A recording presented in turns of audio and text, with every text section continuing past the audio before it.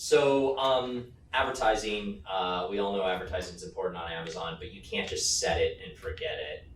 What are some ongoing optimization strategies? Sure. So one of the biggest things you can do is keyword research. And so having access to a number of tools here that I use on a daily basis, it allows me to really identify not only the volume driving keywords within a category for a particular product type, but also the more granular long tail keywords that tend to drive higher conversion rates, lower volume, lower competition, lower cost per clicks. And so, really finding that balance in your keyword strategy so that you have coverage on your volume drivers, you have strong and aggressive coverage on your long tail strategy so that the two play very well together and you have, kind of a full view of what shoppers are looking for on Amazon.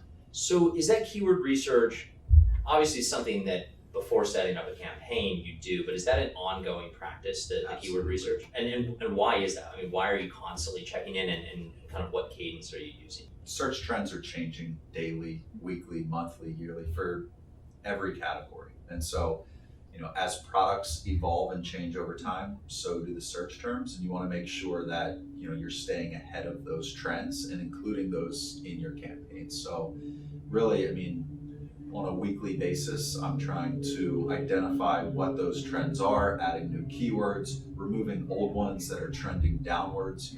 I can also see, the trajectory of keywords and, over their lifetime, how are they trending in terms of volume. And so, focusing more on keywords that are driving growth and becoming more popular today rather than the ones that, were driving growth a year ago. And most of that is due to the evolution of products and the categories on Amazon. Okay, cool. Other optimization strategies you're using?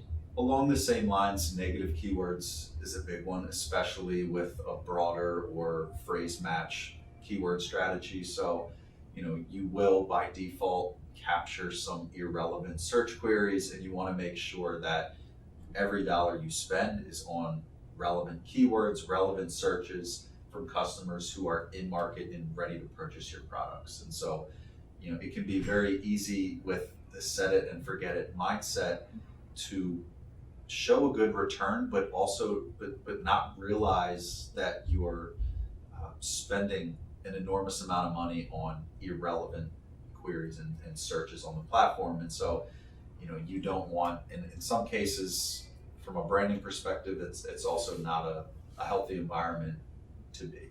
Okay, got it. With optimization and continuing to look for this optimization, is there a true north of what is considered optimization, and maybe a cost, or is there a certain number that they should be hitting? It really depends on your goals and the strategies you have in place. If it's a campaign, and really, it comes down to how you're measuring success and how you've defined what your KPIs will be. But, from a branding perspective, or, if you're going for awareness, you're going to have more of that.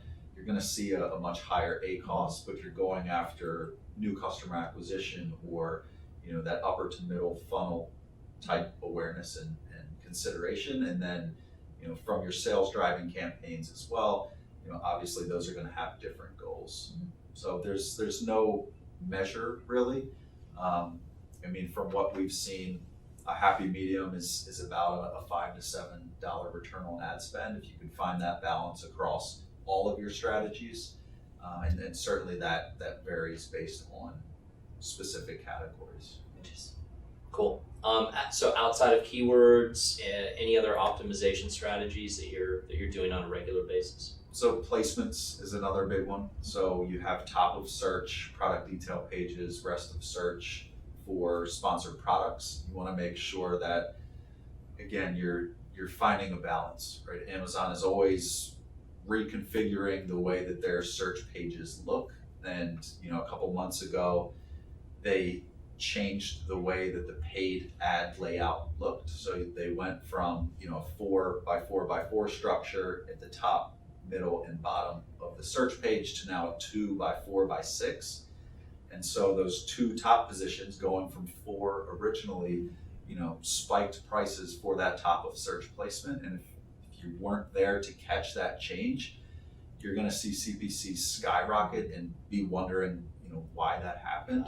Yeah. And why is my ACoS decreasing all of a sudden when nothing in my campaigns changed? And so that's definitely a big factor. So you want to find the balance and always make sure that, if it makes sense to pay that much for top of search, go for it and be aggressive. And we have a lot of clients that do want to own that space, but also, realizing that you might see better conversion rates at a lower cost for the other placements on Amazon. Okay, so to take kind of a step back here, so basically you have Amazon's changing the ad types, the rules, etc. You have consumers who are constantly changing, looking for different products, talking about them in a different way, and then you also have competitors, and they're changing their strategies, getting more aggressive, getting into different categories. So all of those things are happening simultaneously, which really means you have to be looking at this every day, pretty much. Every day, 24 hours a day. Okay, got it. Either through humans or technology. Exactly. Okay, awesome.